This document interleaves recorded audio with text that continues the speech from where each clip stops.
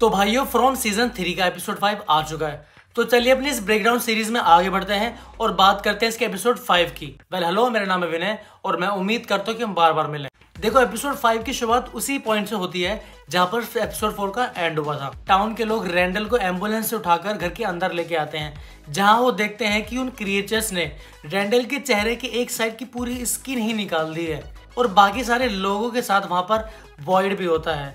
तो वॉइड उसको जब देखने आता है रैंडल को, तो रैंडल वॉइड को देखकर काफी ज्यादा गुस्सा हो जाता है और उसे बोलता है कि तुमने मुझे वहां पर अकेला क्यों छोड़ दिया।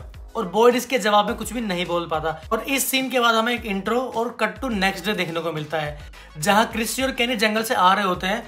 तो वॉइड उनको सारी चीजें बताता है कि टाउन में रात में क्या क्या चीजें हुई हैं और तभी टाउन में वापस आ गई है विक्टर के डैड के साथ। तो इसी बारे में अब टाउन में एक मीटिंग रखी गई है जिससे ये सारी चीजें डिस्कस कर सकें। एपिसोड में थोड़ा आगे वहां पर विक्टर भी आता है, जहां उसे बताया जाता है कि तुम्हारे डैड अब टाउन में आ चुके हैं, जिसको सुनकर विक्टर काफी ज्यादा परेशान हो जाता है और वहां से भाग जाता है।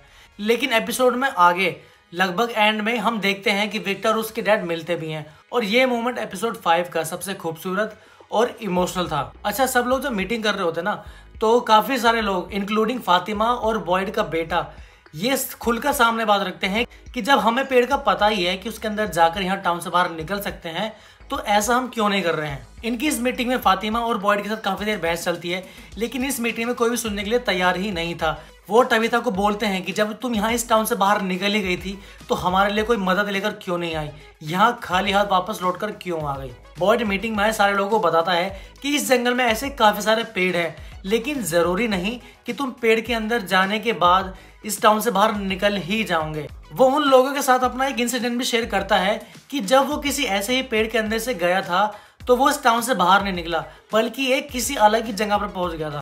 तो हर पेड़ यहाँ से आपको बाहर नहीं निकालेगा। बट वो लोग सुनने के लिए बिल्कुल भी तैयार ही नहीं थे, स्पेशली डेल। वो एक ऐसे ही किसी पेड़ के अंदर जाने का फैसला करता है, जहां वो बोलता है कि किसी को तो पहले जाना ही होगा, या कहें कि किसी को तो पहले ट्राई करना ही होगा कि ये काम करता भी है कि नहीं। लेकिन टाउन में जो मोटल का साइन लगा हुआ, उसके पास जो स्विमिंग पूल है जिसके अंदर एक गाड़ी पड़ी हुई है, वहां पर वो खाली स्विमिंग पूल की साइड की दीवार में जाके फंस जाता है, जिसके बाद आगे जाके वो मर भी जाता है और यहाँ पर एपिसोड खत्म हो जाता है।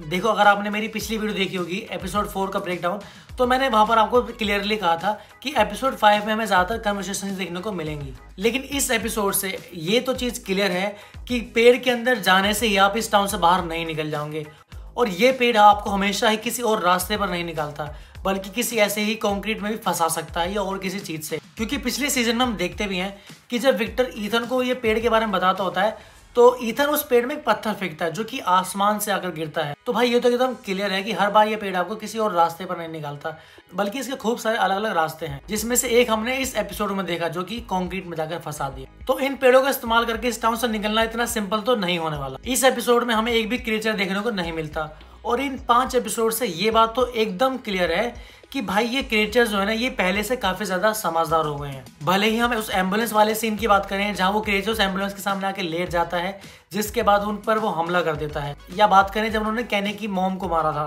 तो उन्होंने बॉयड को मजबूर किया था उसको देखने के लिए और बॉयड को नहीं मारा था। और अब ये रैंडल वाला सीन, उन्होंने रैंडल को भी नहीं मारा, उसको जिंदा वापस छोड़ दिया। तो भाई सिर्फ टाउन के लोग ही नहीं, बल्कि वो क्रिएचर्स भी कुछ ना कुछ तो जरूर से पका रहे हैं। और हाँ, एक और चीज जो पिछले एपिसोड से काफी परेशान करी ऑडियंस को कि फातिमा के साथ क्या हो रहा है, तो इस एपिसोड से एटलीस्ट ये तो हमें एक थोड़ा सा तो हिंट मिला है कि फातिमा के साथ क्या हो रहा है।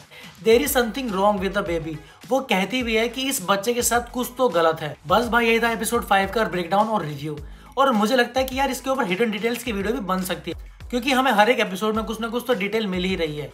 तो आई एम प्लानिंग कि इसकी हिडन डिटेल्स के ऊपर एक वीडियो बनानी चाहिए। और अगर आप वीडियो में यहाँ तक आ गए हो तो एक लाइक और एक कमेंट, कुछ भी आप कमेंट करना, लेकिन एक कमेंट करके जरूर से जाना। बाकी अभी की वीडियो में इतना ही रखते हैं, मिलते किसी और अपडेट और रिव्यू के साथ।